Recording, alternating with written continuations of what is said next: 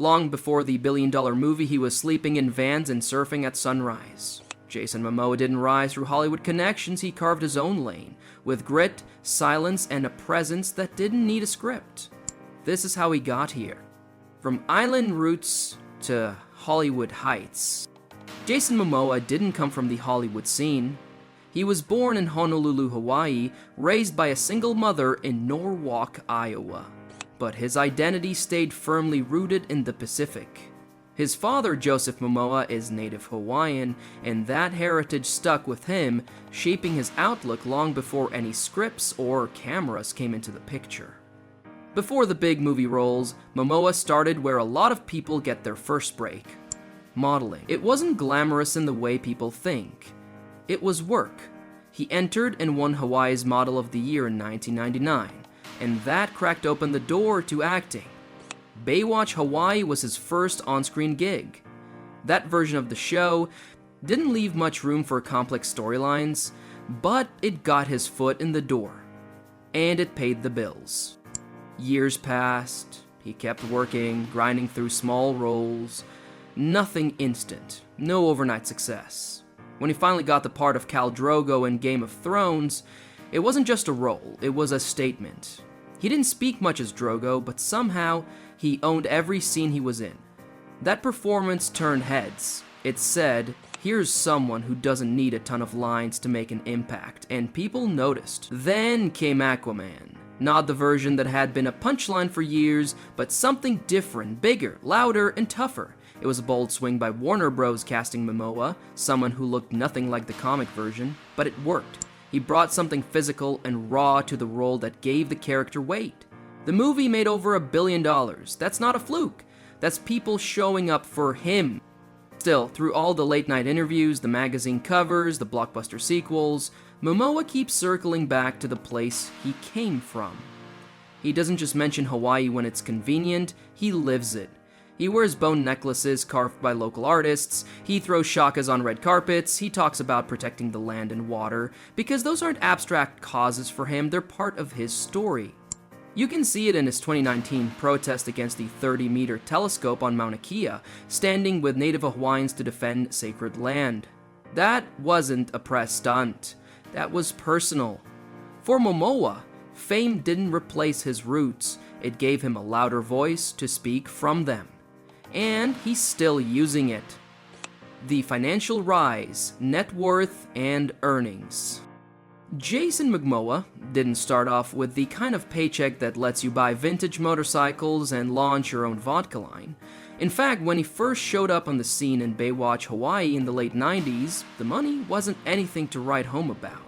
But persistence, smart choices, and a bit of luck pushed him into a very different financial league over the next 2 decades. His breakout role as Khal Drogo in Game of Thrones didn't just make him a household name, it put him in front of studios that had bigger budgets and bigger expectations. But even with that early success, it wasn't until Aquaman that things really changed. For that film, Momoa earned around $3 million. And with the way bonus structures work for big budget movies, that number likely moved closer to $7 million after box office performance was factored. Still, compared to the second movie, it looks modest.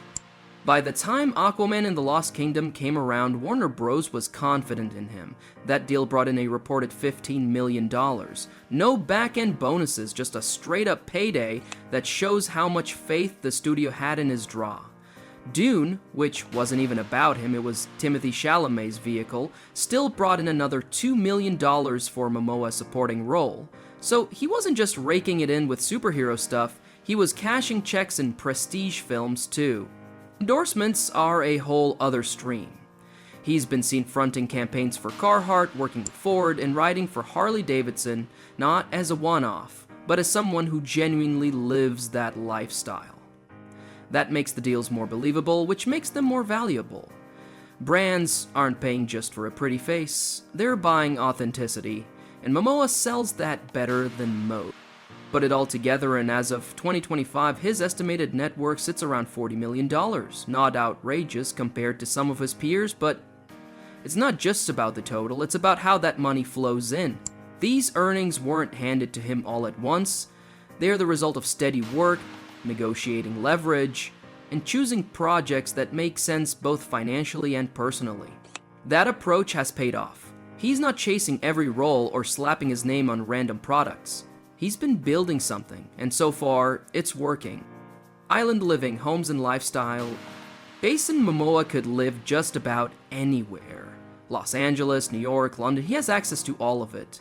But he chooses Hawaii, specifically Kauai, the quietest and most untouched of the major islands.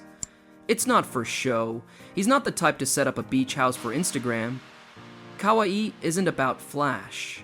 It's slow mornings, no rush, plenty of rain, and roads where you're more likely to see chickens than traffic. That's what he likes. People know him for the big screen stuff, Aquaman, Game of Thrones, but off camera, he lives more like a guy you'd see loading up a pickup with surfboards than someone walking a red carpet.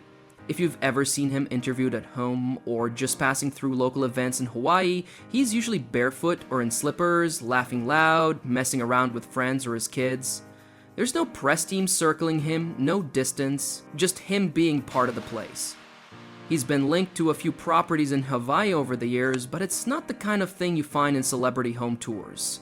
No photo shoots of grand living rooms or sweeping staircases. What he values more is privacy and space, to be outside, to be quiet. And on Kauai, it's easy to blend in if you're not trying to stand out.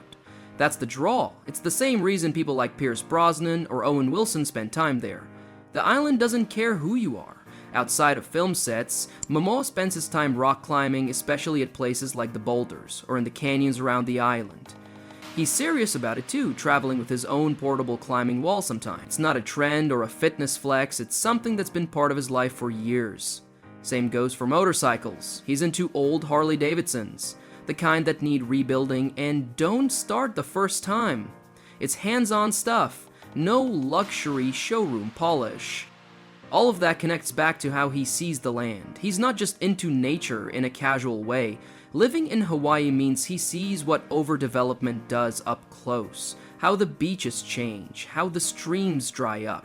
So when he speaks about things like water rights or sacred land protection, it's not just opinion, it's experience. For him, the island isn't a backdrop, it's the whole setting.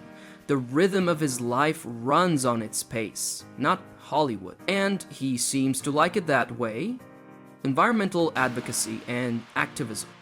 Jason Momoa doesn't just talk about the environment when it's convenient or tied to a movie promo. He's made it part of his public identity in ways that are hard to miss. When the United Nations named him Advocate for Life Below Water through the UNEP, it wasn't just a nice-sounding title. It matched the work he was already doing and the way he's been using his platform for real causes, not just image control. One of the clearest examples of this is Mananalu, the bottled water brand he started.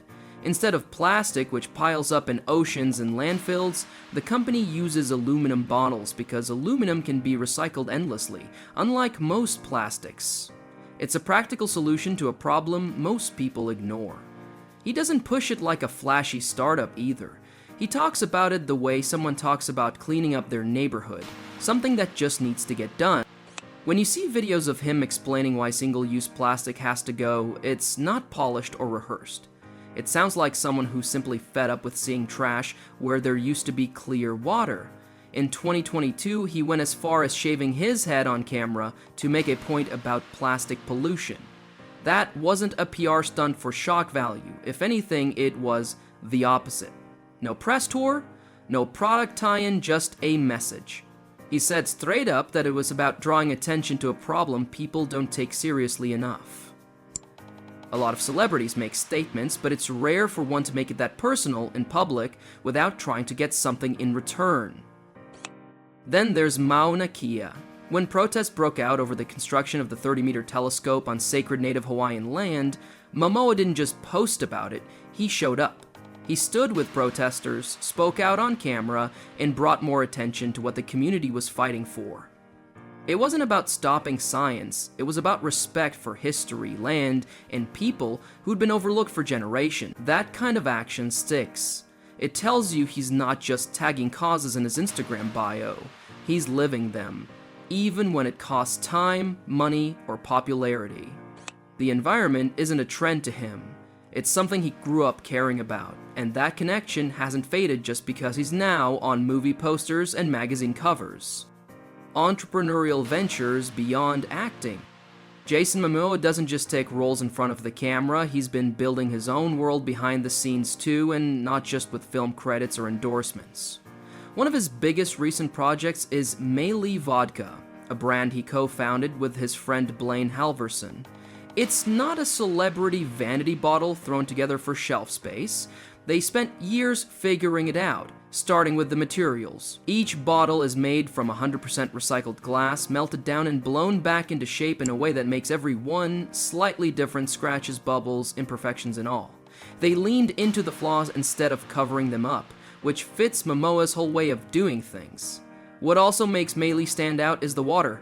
It's pulled straight from an aquifer in Montana. No fancy filtering systems or gimmicks. It's clean, natural spring water that's been there for centuries. It's the kind of detail that doesn't show up in ads but matters to the people making it.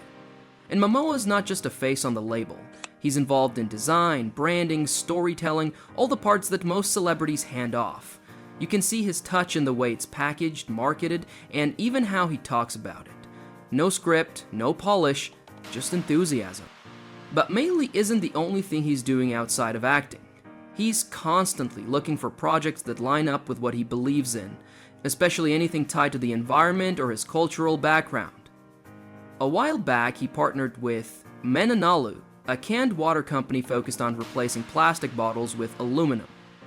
Again, it's not a flashy venture, but it makes sense coming from someone who grew up around the ocean and still fights to protect it. He's done press with them, sure, but he's also shown up at cleanups and used his platform to push for change in how companies handle single-use plastics. His company, On the Roam, is another example. It's more of a creative studio than a single product brand. Through it. He's released short films, documentary pieces, and gear collaborations that feel less like merchandise and more like personal side projects. There's no hard pitch, he just puts stuff out there that he thinks is cool or meaningful and lets people come to it naturally. Whether it's a camera bag made with outdoor brand SOIL or a leather motorcycle vest stitched by a friend, everything he touches seems to circle back to something he actually uses or cares about. Not because it's trendy, but because it fits who he already is. Cultural representation, Chief of War and beyond. Jason Momoa has always made it clear where he comes from, and not just in the way people drop a hometown in interviews. He carries his background with him in his work, especially when it comes to telling stories that aren't usually given the space or budget to reach a global audience. That's what makes Chief of War stand out. It's not just another action series, it's about Hawaii, but not the version most tourists or even film crews show. It's about the people, the real history, and the conflict that shaped the islands long before they became part of the United States. The show, coming to Apple TV+, is something he co-created and also stars in. That matters because it puts him in control of how the story gets told. It's set in the late 70s and follows the path of unification among the Hawaiian Islands, a time when local chiefs were both allies and rivals. Stories like that haven't exactly been a priority for Hollywood, which tends to repackage indigenous culture as either background noise or spiritual scenery for someone else's story. This one doesn't do that. Momoa isn't pretending to be an outsider learning about a culture he's telling one he knows from inside out. He's mixed race, yes, but he's also spent real time with family in Hawaii and understands the difference between performance and truth when it comes to heritage. That shows in how he's handled this project. He's been vocal about wanting to center voices that actually have a stake in the history, not just people who learned it from a textbook or a script. And it's not just about language or costumes or accuracy in props, it's about respect. He's talked about how important it is to make sure Pacific Islander kids grow up seeing themselves on screen, not as side characters or stereotypes, but as people with full stories, real struggles, and pride in where they come from. Chief of War isn't meant to educate outsiders, it's meant to reflect a world insiders already know. That kind of approach isn't flashy, and it doesn't grab attention in the same way a big blockbuster might, but it lasts. It adds something that's been missing. And because someone like Momoa is behind it, with the reach and reputation to get it made the right way, it actually stands a chance of cutting through the noise. philanthropy, and community engagement. Jason Momoa doesn't broadcast his good deeds like a checklist, but if you pay attention, you'll notice he shows up where it matters. In 2019, during a trip to Australia, he visited the Currumbin Wildlife Hospital. Koalas were facing massive losses from bushfires and disease, and the hospital was doing everything it could to keep them alive. Momoa didn't just take a tour and snap a few photos, he stayed, asked questions, and used his platform to bring attention to what the staff was dealing with. It was one of those moments where the celebrity spotlight actually helped rather than distracted. That kind of thing is typical for him. He puts his energy into causes that feel personal, things he's lived, not just read about. Environmental issues are a constant thread. He's worked with Sustainable Coastlines Hawaii, not just as a face, but by actually showing up to help clean beaches. These aren't red carpet photo ops. They are early morning, boots on the ground kind of efforts, usually surrounded by local volunteers instead of media crews. He also consistently backs indigenous communities, especially when it comes to protecting land. During the protests at Mauna Kea, where Native Hawaiians stood against the construction of a giant telescope on sacred ground, Momoa didn't keep quiet. He flew to Hawaii, stood with protesters, and brought cameras with him, not to center himself, but to give others a louder voice. His cousin Kelly Miller said it best in an interview. He's still one of us, no matter how big the screen gets. What stands out is how he weaves these causes into everything else he's doing, not treating them as side projects. If he's launching a water brand, it's one that tackles plastic waste. If he's telling a story through a short film, it might focus on cultural identity or environmental damage. His support isn't always through foundations or formal campaigns. Sometimes it's showing up, sometimes it's speaking out, sometimes it's handing a platform to someone else who needs it more. The choices he makes, where he spends his time, what he posts about, who he stands next to, shows someone who doesn't separate his work from his values. He doesn't need to talk about impact. He just acts like someone who knows exactly what matters to him, and he backs it up. What aspects of Jason Momoa's life inspire you the most? Leave your thoughts in the comments.